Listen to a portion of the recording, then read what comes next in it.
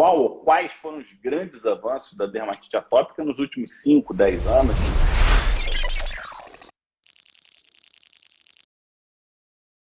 A gente realmente tinha um calvário até 3, 4 anos atrás, sofria muito, né, com drogas que estavam aí no mercado, né, desde os anos 50, caso do metrexato, corticoide, anos 40, ciclosporina, anos 60, é a minha idade, né, anos 67, alguma outra coisa aí, micofenolato, um pouquinho mais atual, mas também cheio de efeito colateral. E aí houve a chegada do primeiro imunobiológico, do Pilumab, para o controle da dermatite atópica. E houve uma mudança da água para o vinho, sim, naqueles pacientes que a gente tinha que eram muito graves. Então, de 10% desses pacientes, eu estou falando de uma tese que eu oriento, de uma aluna minha de mestrado, que está para ir para publicação, mas a gente pode adiantar alguns dados já. Em torno de 10% da nossa população, realmente a gente está falando aí de controle de 100% do quadro.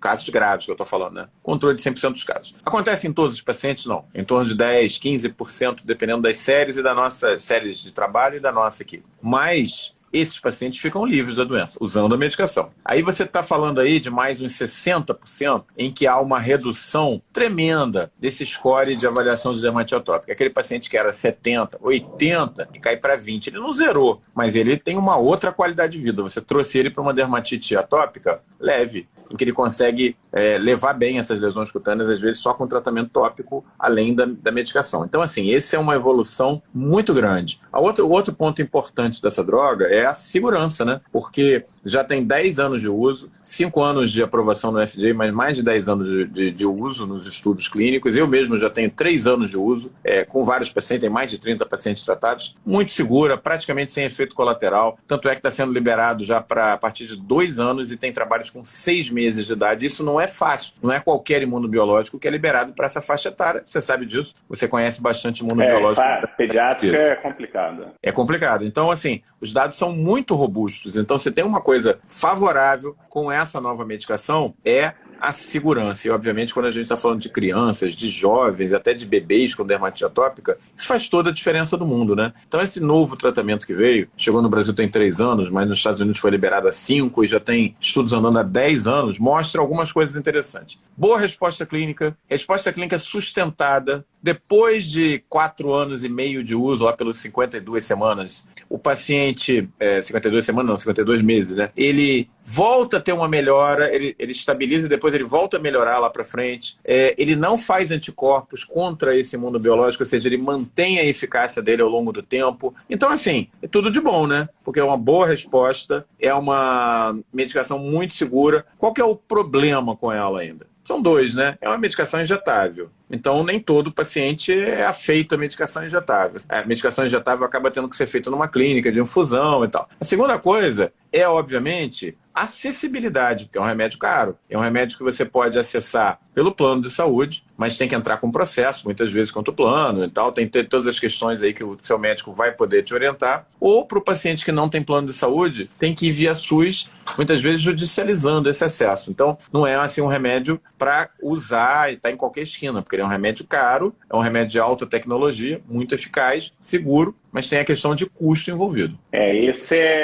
A Grace fez uma pergunta aqui, ó.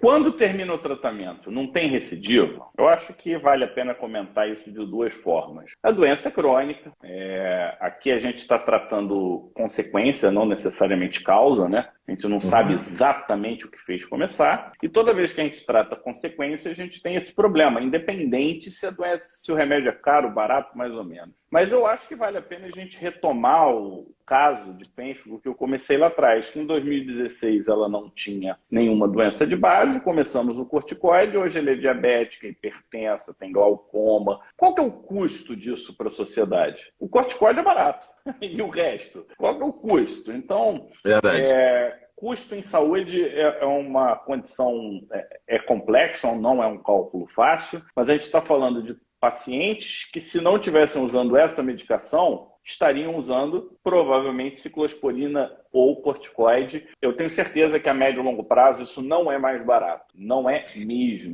Você tocou num ponto fundamental.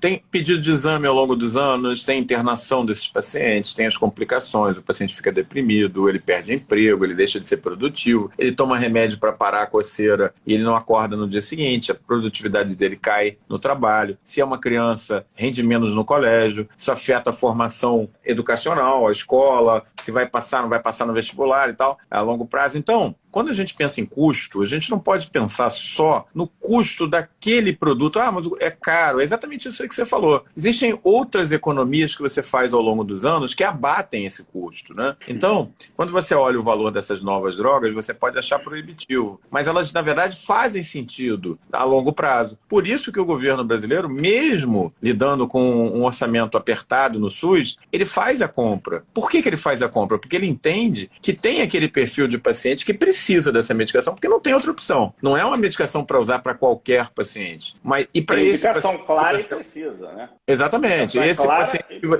Esse paciente que você vai usar, ele vai se beneficiar a longo prazo e vai economizar, o governo mesmo vai economizar os planos de saúde na outra ponta, porque ele não interna, ele não pede exame, ele ganha produtividade na escola, no trabalho. Então isso tudo tem que ser considerado também, né? E aí, pegando de novo essa questão de tempo de medicação ou não, para quem acompanhou a nossa cobertura do AD, e a gente fez até volta lá, né, na nossa cobertura.